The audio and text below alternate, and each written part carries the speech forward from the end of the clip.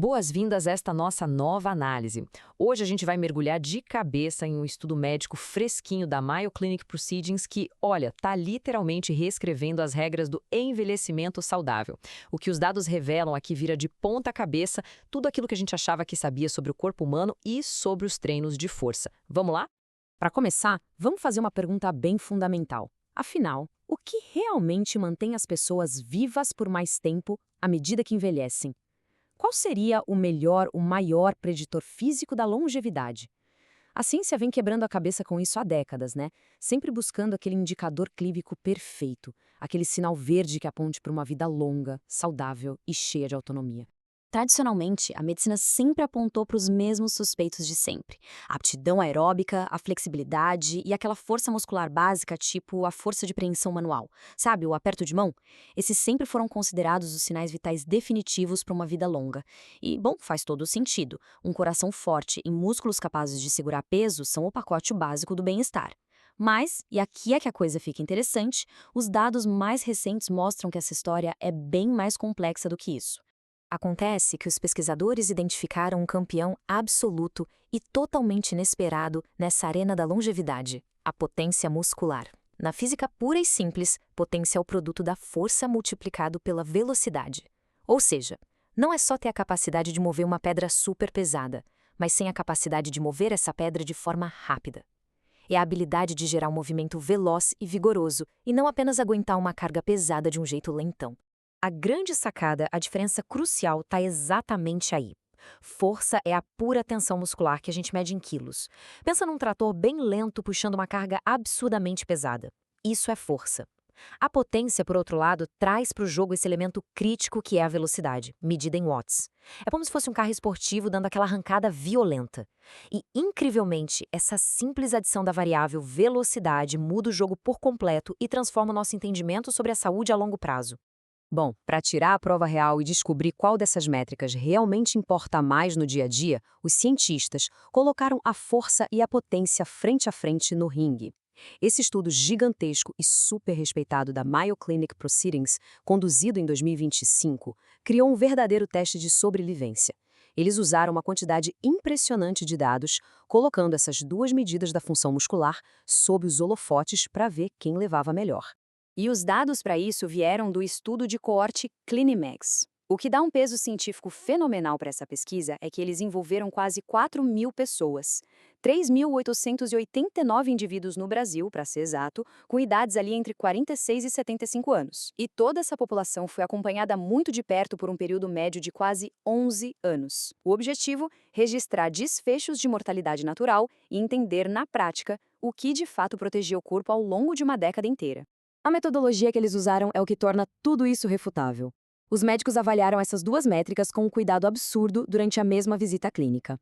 O primeiro passo foi avaliar a força bruta usando um dinamômetro digital de preensão manual, aquele aparelhinho de medir a força do aperto da mão. Logo em seguida, o passo 2, medir a potência muscular. Para isso, pediram um movimento de remada alta, feito na velocidade máxima possível, usando um dispositivo de precisão. Foi literalmente um embate direto entre a força básica da mão e a potência explosiva da remada.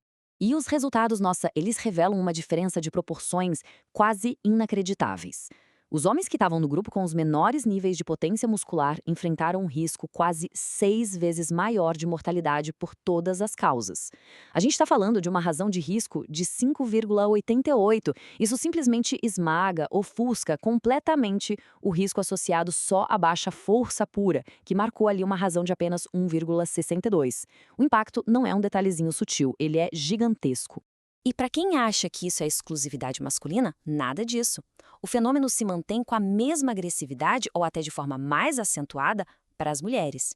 No grupo feminino com os níveis mais baixos de potência muscular, a taxa disparou para uma razão de risco assustadora de 6,90.